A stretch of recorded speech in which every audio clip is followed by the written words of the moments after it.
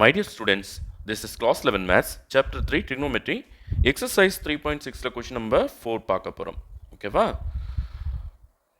Left hand சைடில் என்ன கொடுத்துருக்காங்க பாருங்க. லெஃப்ட் ஹேண்ட் சைடில் cos 5 by 15, cos 2 by 5 15, cos 3 pi by 15, cos 4 5 by 15, இப்படி cos 7 5 by 15 வரைக்கும் கொடுத்துருக்காங்க. ரைட் ஹேண்ட் சைடில் ஒரு 1 by 128 கொடுத்துருக்காங்க. ஸோ நம்ம லெஃப்ட் ஹேண்ட் சைடு சால்வ் பண்ணி இந்த ரைட் ஹேண்ட் சைடில் கொடுத்துருக்கிற 1 by 128 கொண்டு வர போகிறோம் பாருங்கள். ஸோ ஃபஸ்ட்டு நான் லெஃப்ட் ஹேண்ட் சைடை அப்படியே எடுத்து காப்பி பண்ண போகிறேன் பாருங்கள். ஓகே, லெஃப்ட் ஹேண்ட் சைடை நான் காப்பி பண்ணிட்டேன். இப்போ பார்த்தீங்கன்னா 5 by 15 அப்படின்றது எவ்வளோன்னு கண்டுபிடிக்கணும் ஃபஸ்ட்டு. ஓகேவா? இதெல்லாம் டிகிரிக்கு நம்ம கன்வெர்ட் பண்ணிக்கலாம் முதல்ல. அப்போ நம்ம சம் போடுறது கொஞ்சம் ஈஸியாகிடும் பாருங்கள். 5 by 15 இதை வந்து நம்ம டிகிரிக்கு கன்வெர்ட் பண்ணும்போது 5க்கு பதிலாக ஒரு 180 போட்டுக்குவோம். ஓகேவா? ஸோ 5 டேபிளை கட் பண்ணலாம் ஃபஸ்ட்டு. 3 5s are 15, 18குள்ளே 3 5s வரும், ரிமைண்டர் வந்து 3, அப்போ 30 ஆகுது. 6 5s are 30. ஓகேவா? அப்போ 36/3ன்னு வருது. இதை நம்ம 3 டேபிள் அடிச்சோம்னா 12 3s are 36. அப்போ 5 by 15க்கு நமக்கு 12 டிகிரின்னு கிடைக்குது. அப்போ 5 by 15க்கு பதிலாக நம்ம என்ன போட போகிறோம்? cos 12 டிகிரின்னு எழுத போகிறோம். ஓகேவா? இது பார்த்தீங்கன்னா 2 pi by 15. அப்போ 2 into 12. அப்போ இங்கே என்ன வரும்? cos 24. இது 3 pi by 15. அப்போ 3 12s are 36. இது வந்து 4 12s are 48. cos 48 degree. இது பார்த்தீங்கன்னா 5 12s. அப்போ cos 5 12s வந்து 60. இது 6 12s பாருங்கள். 6 into 5 by 15. அப்போ cos 6 12s are 72 டிகிரி. ஓகேவா? அடுத்து இது பார்த்தீங்கன்னா 7 into 5 by 15. அப்போ 7 into 12 எவ்வளோ? 84 டிகிரி. ஓகேவா? ஸோ இதுக்கு பதிலாக நான் என்ன எழுத போகிறேன்? cos 84 degree. ஓகே, இப்போ நான் எல்லாமே எழுதியாச்சு. அடுத்த ஸ்டெப்பில் நான் என்ன பண்ண போகிறேன்னா ஒரு சின்ன அரேஞ்ச்மெண்ட்டு. ஓகேவா? அது எப்படின்னு பார்த்தீங்கன்னா cos 12 எடுத்து எழுதிக்க போகிறேன் முதல்ல. அதுக்கடுத்து இது பக்கத்தில் நான் cos 72 எழுத போகிறேன். அது ஏன்னு நான் அப்புறமா சொல்கிறேன்னா, அதுக்கப்புறம் அது பக்கத்தில் ஒரு cos 48 எடுத்து எழுத போகிறேன். ஓகேவா? ஸோ இதை வந்து இப்படி குரூப்பிங் பண்ணிடுறேன். அடுத்து cos 24 நான் எடுக்க போகிறேன். cos 24 எடுத்து இங்கே எழுதியாச்சு. அது பக்கத்தில் நான் என்ன எழுத போகிறேன்னா cos 84 எழுத போகிறேன். அடுத்து அது பக்கத்தில் நான் என்ன எழுத போகிறேன்? cos 36 எழுத போகிறேன். ஓகே, இப்போ என்ன மீந்திருக்கு பாருங்கள். எல்லாத்துக்கு அடியிலையும் நான் அண்டர்லைன் போட்டேன், அதெல்லாம் நான் எடுத்துட்டேன்றது அர்த்தம். இப்போ cos 60 மட்டும்தான் மீந்திருக்கு, அதை எடுத்து லாஸ்ட்டில் எழுதிக்க போகிறேன். இப்போ எனக்கு cos 60க்கு மட்டும்தான் வேல்யூ தெரியும், மீதி இவங்களுக்கெல்லாம் எனக்கு வேல்யூ தெரியாது. ஸோ இதை வந்து நான் டெரைவ் பண்ணி கொண்டு வர போகிறேன் பாருங்கள். cos a into cos 60 plus a into cos 60 minus a. இப்படி இருந்ததுன்னா இதுக்கு ஒரு ஃபார்முலா இருக்குது. பட் ஃபார்முலா நான் டெரைவ் பண்ணி கொண்டு வந்து காட்டுறேன் பாருங்கள். இந்த cos ஏவை நான் ஒன்றும் பண்ணலப்பா, நான் அப்படியே வச்சுக்கிறேன். cos a நான் ஒன்றும் பண்ணல. இவங்கள ரெண்டு பேரும் நான் ப்ராக்கெட்டுக்குள்ளே எடுத்துக்க போகிறேன். cos 60 plus a into cos 60 minus a நான் ப்ராக்கெட்டுக்குள்ளே எடுத்துக்க போகிறேன். இப்போ நம்ம 3.5ல் 3.4ல் ஒரு சம் சால்வ் பண்ணோம். ஓகேவா? ஸோ அந்த ஃபார்முலா இங்கே யூஸ் பண்ண போகிறேன். இப்படி வந்ததுன்னா cos 60 plus a cos 60 minus a, அதாவது நான் ஃபார்முலாவை உங்களுக்கு எழுதிடுறேன். ஸோ ஃபார்முலா என்னன்னா, இங்கே நம்ம என்ன ஃபார்முலா யூஸ் பண்ண போகிறோன்னா cos a plus b into cos a minus b equal to cos square a minus sin square b. இதுதான் ஃபார்முலா.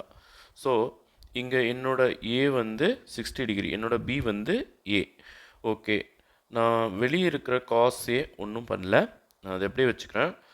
ஸோ ப்ராக்கெட்டுக்குள்ளே என்ன வரணும்னா இந்த ஆன்சர் வரணும் இல்லையா?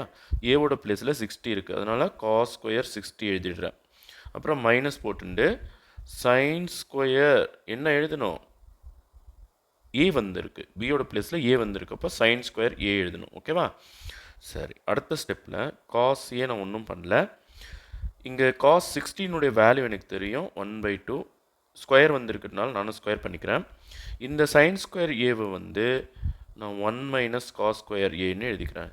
எல்லாமே நான் என்ன பண்ண போகிறேன்? காஸ்க்கு கன்வெர்ட் பண்ணிக்க போகிறேன். ஓகேவா?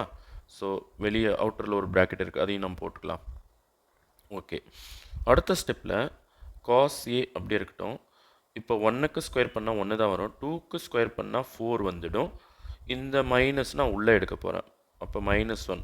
இது வந்து மைனஸ் ஆஃப் மைனஸ் என்ன வரும்னா ப்ளஸ் காஸ் ஸ்கொயர் ஏ அப்படின்னு வந்துடும். ஓகேவா? So bracket close. இப்போ இவருக்கு அடியில் ஒரு 1, இவருக்கு அடியில் ஒரு 1 போட்டுக்கிறேன். இப்போ நான் எல்சிஎம் எடுக்க போகிறேன். 4 1 1. இவங்க 3 பேருக்கும் எல்சிஎம் எடுத்தால் என்ன வரும்னா 4 தான் வரும். அப்போ இவரை மேலே கீழேயும் 4ஆல் மல்டிப்ளை பண்ணணும், அதே போல் இங்கேயும் மேலே கீழேயும் 4ஆல் மல்டிப்ளை பண்ண வேண்டி வரும். ஓகேவா? ஸோ 4க்கு மேலே இருக்கிற இந்த 1 ஆஸ் இட் இஸ் வரும். பட் இவங்கள மேலே கீழே 4ஆல் மல்டிப்ளை பண்ணும்போது இங்கே ஒரு -4 வந்துடும். அதே போல் இங்கே வந்து +4 காஸ் ஸ்கொயர் ஏ அப்படின்னு வரும். ஓகேவா? ஸ்டெப்ஸ் நல்லா கவனிங்க, ஒரு ஸ்டெப்பு மிஸ் பண்ணாலும் உங்களுக்கு இந்த சம் புரியாமல் போயிடும். ஓகேவா? ஓகே, காஸ் ஏ அப்படியே இருக்கட்டும். இவங்கள 2 பேரும் சிம்பிளிஃபை பண்ணும்போது இங்கே ஒரு -3 வந்துடும். நான் ப்ளஸில் இருக்கிற டேர்மை முதல்ல எழுதிக்கிறேன். 4 காஸ் ஸ்கொயர் ஏ ப்ளஸில் இருக்குது, அதனால் முதல்ல எழுதிக்கிறேன். இந்த -3யை ரெண்டாவது டேர்மாக எழுதுகிறேன் பை 4. ஓகேவா? இப்போது இந்த காஸ் ஏவை நான் உள்ளே எடுக்க போகிறேன். ஓகேவா? ஸோ உள்ளே எடுத்தால் என்ன ஆகும்? இங்கே ஏற்கனவே காஸ் ஸ்கொயர் ஏ இன்னொரு காஸ் ஏவால் மல்டிப்ளை பண்ணும்போது 4 காஸ் கியூப் ஏன்னு வந்துடும். அடுத்து 3ஆல் இந்த காஸ் ஏவை மல்டிப்ளை பண்ணால் 3 காஸ் ஏன்னு வந்துடும் பை 4. இப்போ இதுக்கு தான் நமக்கு ஃபார்முலா தெரியுமே. என்ன formula? 4 cos cube a -3 cos ஏக்கான ஃபார்முலா காஸ் 3a. ஓகே, நம்ம ப்ரீவியஸ் எக்ஸசைஸில் இது யூஸ் பண்ணோம். ஓகே, இப்போ நான் இந்த ஃபார்முலா இதுக்கு அப்ளை பண்ணும்போது எனக்கு என்ன கிடைக்கணும் ஆன்சரு? மேலே வந்து காஸ் 3a வந்துடும் பை 4. ஒரு 4 இருக்குது, மறக்கக்கூடாது. ஸோ நமக்கு இது கிடைச்ச ஆன்சர், அதாவது cos A cos 60 + A cos 60 - A இந்த மாடலில் வந்தால் நம்மளோட ஆன்சர் என்னவாக இருக்கும்? Cos 3a by 4. ஓகேவா? ஸோ இங்கே ஏவோட பிளேஸில் 12 இருக்குது. ஓகேவா?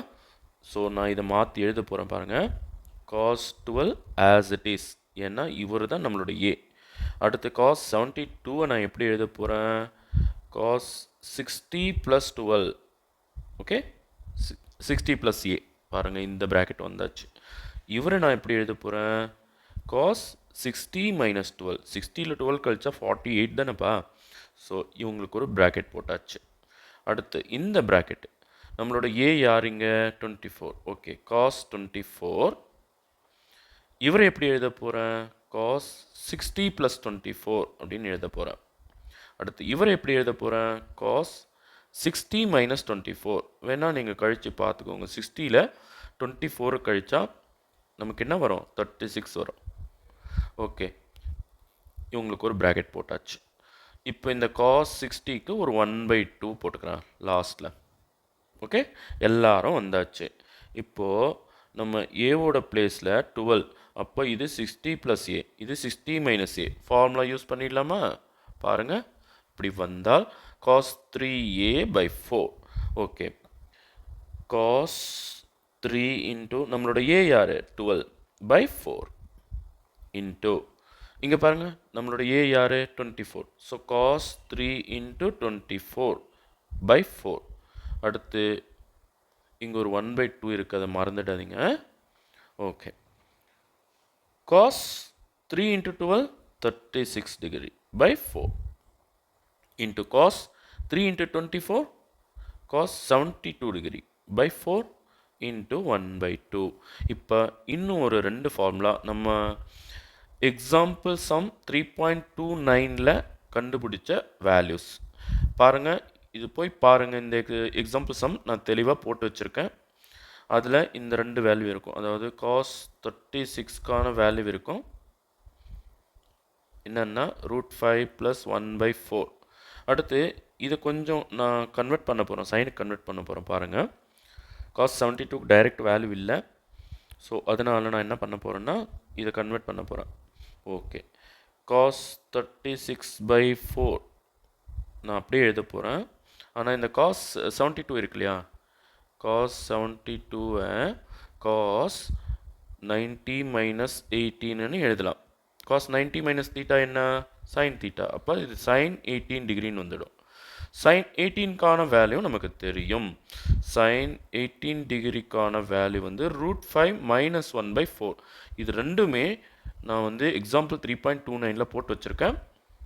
அந்த எக்ஸாம்பிள் போய் பார்த்தீங்கன்னா உங்களுக்கு நல்லா புரியும் இந்த ரெண்டு வேல்யூ எங்கிருந்து வந்தது. அப்போ தான் உங்களுக்கு புரியும். ஓகேவா? ஸோ நான் இந்த cos 72க்கு பதிலாக sin 18 போட்டுக்குவா. sin 18/4 × 1/2. ஓகே, cos 36க்கு நான் வேல்யூ கொடுக்க போகிறேன்ப்பா. இந்த வேல்யூ எழுத போகிறேன். √5 + 1/4. இன்னொரு 4 டினாமினேட்டரில் இருக்குது. இன்ட்டு sin 18க்கான வேல்யூ √5 - 1/4. அடியில் ஒரு 4 இருக்குது. இன்ட்டு 1/2. ஓகே, இந்த 4 என்ன அடியில் இறங்கிடும். அப்போது √5 + 1/4 × 4. அதே போல் இங்கே √5 - 1/4 × 4 இன்ட்டு 1/2. ஓகே, இது பாருங்கள், a + b × a - b model இருக்குது. a + b × a - b என்ன வரணும், a² - b². இங்கே நம்மளோட a யார், √5, b யார், 1. ஸோ √5² - 1² × 1. 1ஆல் எது பெருக்கினாலும் அதே தான் வரும். கீழே பாருங்கள், 4 × 4 × 4 × 4 × 2. ஓகேவா? சரி, அடுத்த ஸ்டெப்பில் √5க்கு ஸ்கொயர் பண்ணால் 5, -1க்கு ஸ்கொயர் பண்ணால் 1 தான் வரும்.